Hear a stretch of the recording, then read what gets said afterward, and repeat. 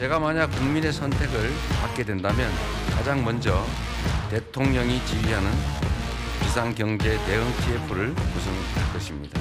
코리아 디스카운트를 해소하고 자유롭고 공정한 자본시장을 구축해서 코스피 5천 시대를 열겠습니다. 저는 경제 대통령이 돼서 이 자본시장을 더 크고 튼튼하게 만들겠습니다. 대한민국 자본시장이 박스피 오면을 듣고 진정한 기회의 사회가 되도록 안정적으로 미래가 보장되는 그런 외교 환경을 만들 수 있도록 최선을 다하겠습니다.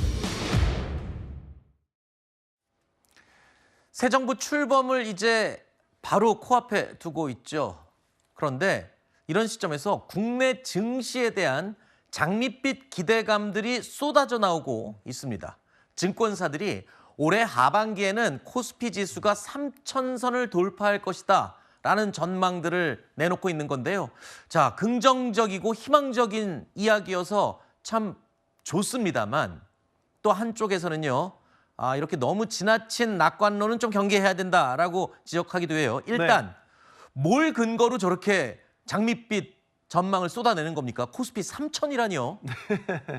우리 내적인 요인도 있고요. 네. 이제 주식시장을 둘러싼 전반적인 시장 환경의 변화 이런 것들을 종합적으로 본 결과이고요. 네. 증권사들의 이제 증시 전망 보고서에 드디어 3,000이라는 숫자가 이제 찍히기 시작했다라는 것. 그런데 가만히 보시면은 저점과 고점의 이 범위가 상당히 커요.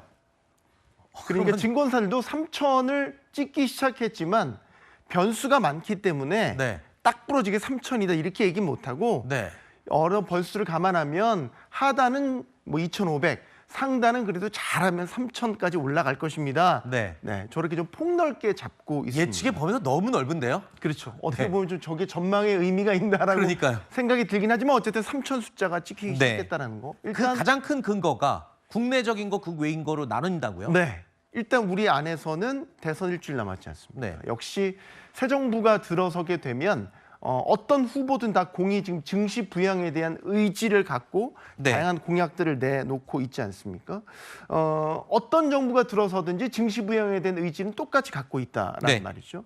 일단 더불어민주당 이재명 후보 같은 경우는 코스피 5천 시대를 열겠다 어허. 이렇게 공약을 했죠. 그랬죠. 그래서 코리아 디스카운트 해소를 위해서 상법 개정을 재추진하겠다. 그리고 소액 주주 보호 조치, 그리고 MSCI 선진국 지수 편입을 추진하겠다. 이런 공약들을 제시했고요. 국민의힘 김문수 후보는 세제 중심의 공약을 제시했는데 배당 소득을 분리 과세하겠다. 이런 안을 제시를 했습니다. 그리고 주주 권익 보호를 위한 자본시장법을 개정하겠다. 이런 공약들을 제시했고요. 개혁신당 이준석 후보도 상법이나 자본시장법 개정에 대해 기본적으로 찬성한다는 입장, 그리고 주주권을 강화하는 각종 조치들을 공약으로 내걸었습니다.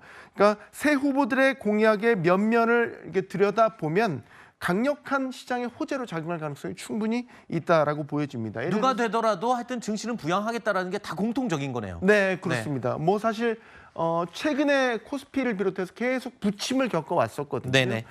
주식시장은 단순히 지수의 문제가 아니라 여기에 우리 국민들의 자산들이 다 담겨 있기 때문에 그렇죠. 증시가 화랑이 돼야 경기도 북돋을 수 있고 전반적인 경제도 좋아지게 됩니다. 그래서 새 정부가 들어서면 일종의 허니문 효과까지 이제 겹치기 때문에 이런 정부 정책 기대감이 반영되면서 투자 심리가 좀 살아나는 그런 경향을 보이게 되고, 이제 대외 시장도 이렇게 보면은 일단 지금 환율이 어제도 전해드렸지만 떨어지고 있죠. 네. 원화 강세, 달러 약세로 가고 있는데 기본적으로 원화가 강세가 되면 외국인 투자자들 입장에서는 환차익까지 기대를 할 수 있기 때문에 우리 한국 주식을 조금 더 적극적으로 매수할 환경이 만들어졌다. 네. 이런 부분이 있는 거고요.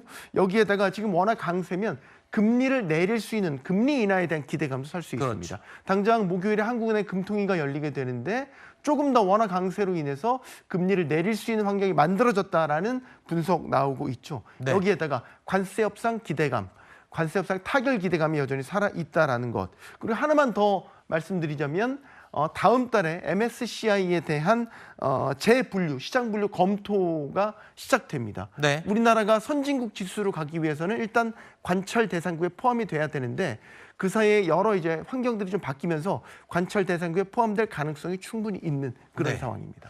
알겠습니다. 누가 대통령이 되든 간에 일단 주주의 권한이 강화되고 투자를 하기에 좋은 환경으로 바뀔 것이다. 뭐 이런 것들이 호재가 돼서 어쨌든 지금 이 장밋빛 전망대로라면 하여튼 올해 안에는 코스피가 3,000을 넘는다고 하니까 글쎄요, 지켜보겠습니다.